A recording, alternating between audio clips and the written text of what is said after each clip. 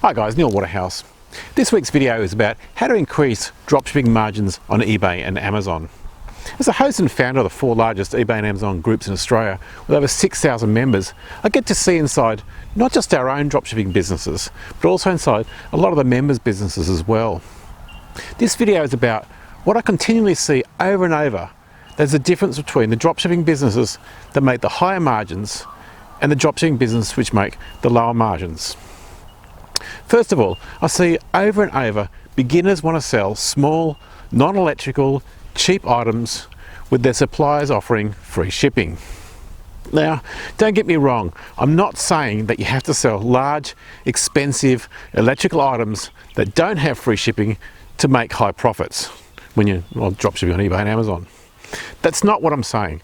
What I am saying is, to make the higher profits, you need to be not doing what all the beginners are doing, i.e. selling mobile phone cases, etc. Also, you need to be using different suppliers to what all beginners are using. Using the well-known dropship suppliers in your own country is an awesome way to get started, but due to the competition of all the beginners there, the margins are always going to be lower.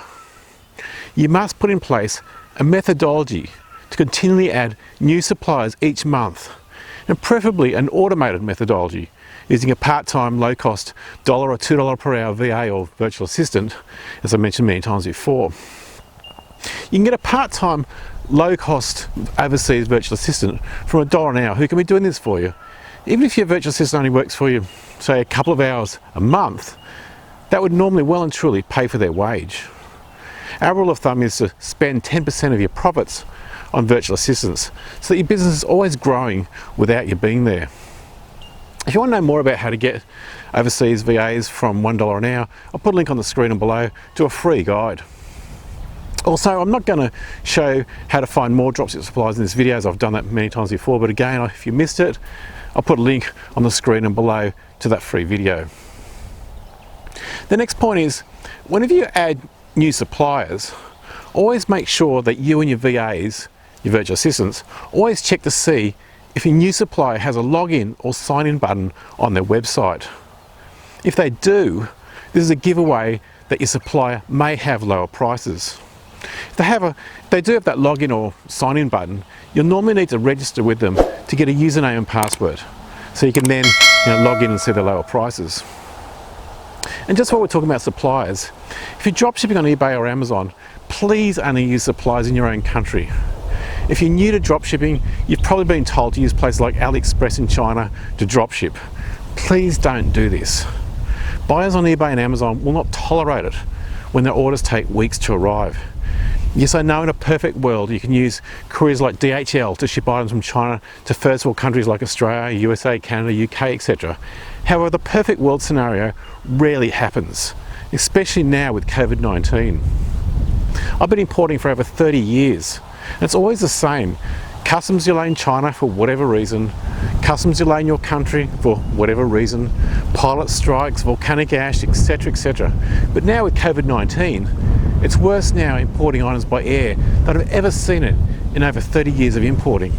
By the way, with importing, for our non-dropship items, we normally only ever use sea, not air. But anyway, that's a side point.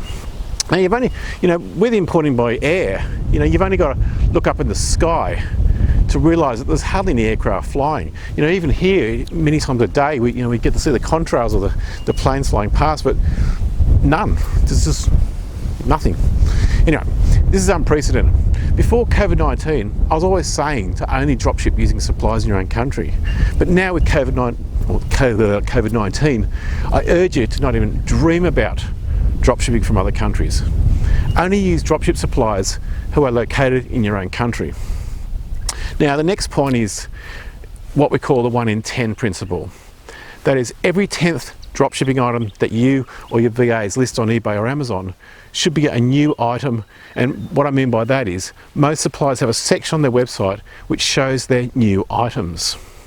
If they are new, that means there'll be no other sellers from your supplier's website listing those items, which means if these items are exclusive to your supplier, you may have zero competition for those items. This means you can list them or those items at a higher margin, i.e. 30 to 40%. The next point to consider is selling larger items. Most beginners think that shipping large items is a pain. However, like most things in life, once you learn how to do it, it's not that hard, especially with dropshipping, where your supplier does all the hard work and the shipping for you. If you're dropshipping on eBay, all you need to do is set up the postage rates table, which automatically calculates the shipping price from your supplier to your customer. So your customer knows exactly how much the shipping is without ever needing to contact you or ask you or send you an email or anything. They just automatically can see it on their screen. Most beginners won't do this, as I think it's too difficult. However, like everything in life, if you do something that beginners think is hard and the beginners don't bother, you'll find there's far less competition. And this is exactly the reason why most beginners will not take the time to set up the postage rates table. Again, I'm not going to go into how to set the postage rates table in this video, as I've done that before, but again, I'll put a link on the screen and below to another free video showing how to set up the postage rates table step by step. The next way to increase margins when dropshipping on eBay and Amazon is to optimize the listings. It amazes me that over 95% of listings are not optimized. Instead of getting into a price war with your competitor, which only ever goes one direction, beat them with optimization. Again, I'll put links on the screen below to free videos showing how to optimize eBay and Amazon listings.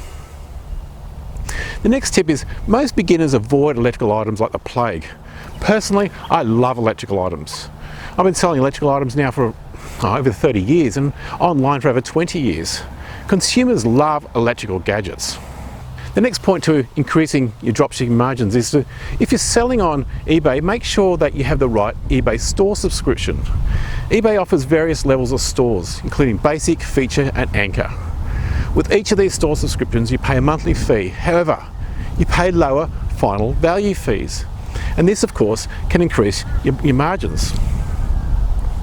Bottom line though, the biggest difference between sellers who are making low margins, i.e. less than 10%, to sellers who are making the higher margins, i.e. 30 to 40%, over and over I see the same pattern.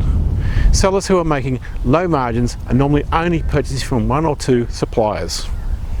Dropship sellers who are making higher margins normally always have a methodology in place to add more suppliers every week or every month. That's all for this week. I hope this video helped you with how to increase dropshipping margins on eBay and Amazon.